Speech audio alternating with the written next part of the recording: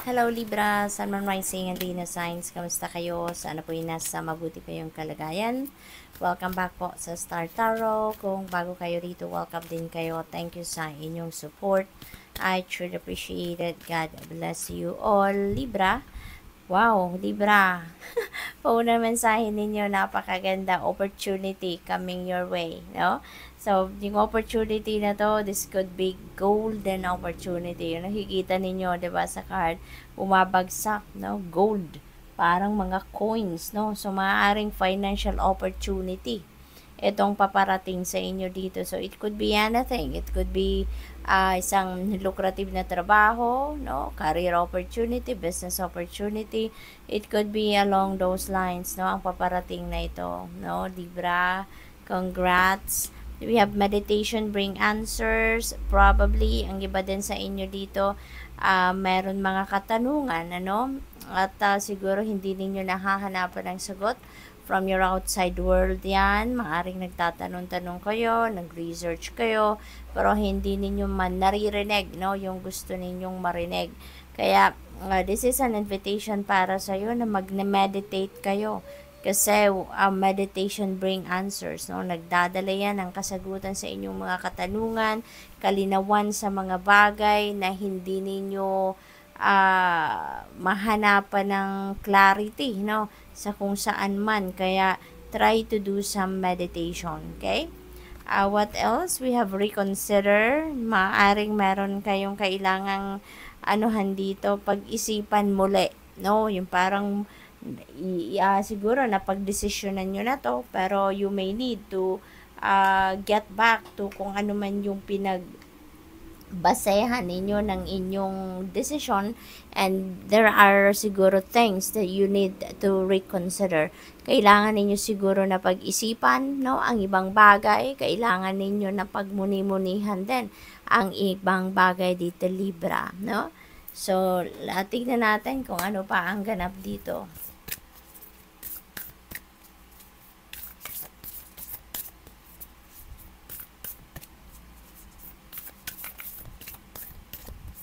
We have animal guardian, trust your instincts, Libra.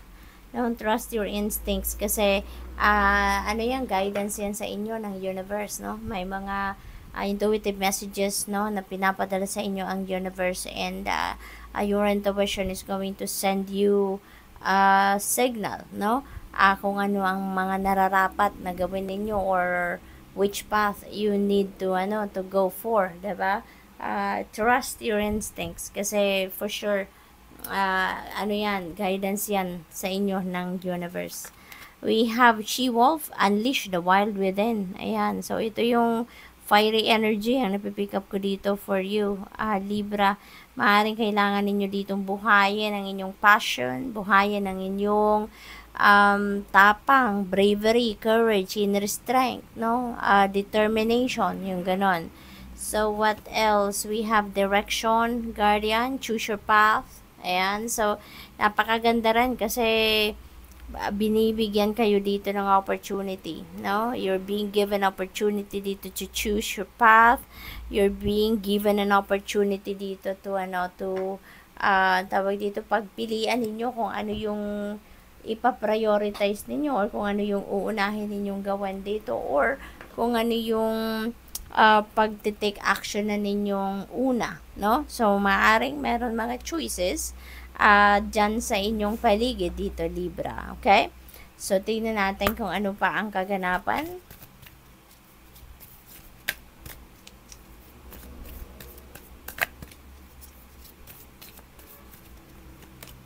We have Saint Germain, karma, releasing.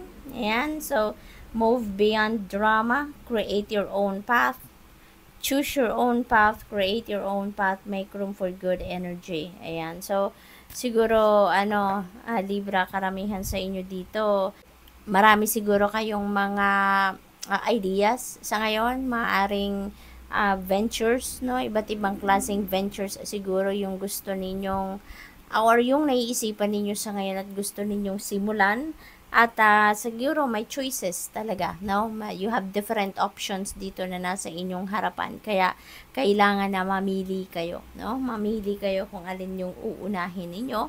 At saka maaari din na meron ditong mga negativity, no, surrounding you. Maaring hindi mismo sa inyong sarili, hindi yun sa inyong isipan, hindi sa inyong nararamdaman yung negativity na to, but it could be around you, no? So make sure na wag ninyong i-entertainin, no, kung ano man ang negative energies surrounding you, because that is not going to support you, diba? That's not going to help you in any way. Kaya as much as possible, i-avoid yun na lang, no? Kung ano man ang negativity na nandiyan dyan.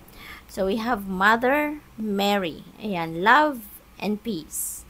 Okay? So, let go of the need to be right. Choose peace. Mother healing is possible at this time. So, napakaganda rin. Probably na ang iba sa inyo dito, Libra, siguro you are a devotee of Mama Mary. Maybe naghihingi din kayo sa kanya ng guidance, naghihingi kayo sa kanya ng tulong, naghihingi kayo sa kanya ng healing, yung ganon. Kaya sabi dito, Mother healing is possible at this time, kasi maaaring ang iba sa inyo talagang papadalhan kayo ng healing energy ni Mama Mary, you know. Maybe you're going to be wrapped in her very powerful cloak, no? At gagaling na kayo sa kung ano man yung inyong sakit, or kung meron man problema, emotional, maaaring nandoon, no? Yung tulong or yung healing na ibibigay sa inyo. You're going to be feeling loved and peaceful, no? Yung ganon. So, magiging maayos na siguro ang inyong sitwasyon at this time. Baka na-pick up ko din, baka merong problema ang iba sa inyo dito sa relationship, no? Maaaring ganun, but you are going to be feeling peace na sa ngayon, kasi baka maayos nyo na, mapapatch up nyo na yung inyong sitwasyon. Okay? So we have Archangel Michael, trusting heaven. You are safe. No? Angels stand close. Surrender your concerns and allow a miracle to occur. Yan, si Archangel Michael,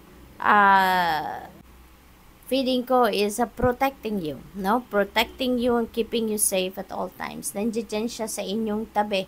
Nandiyan si Archangel Michael and the rest of the loving angels sa inyong paligid para alagaan ka, no? To keep you safe, no? To keep you away from any negative energies, no? So, kaya wag kayong mag-alala, okay?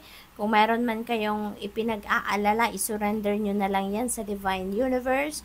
Surrender nyo yan kay Archangel Michael and your guardian angels and to Mama Mary, you know, and hayaan mo na yon sa kanila. Sila na ang bahala sa'yo, okay? So, good luck. Thank you for watching. Love and light. Namaste.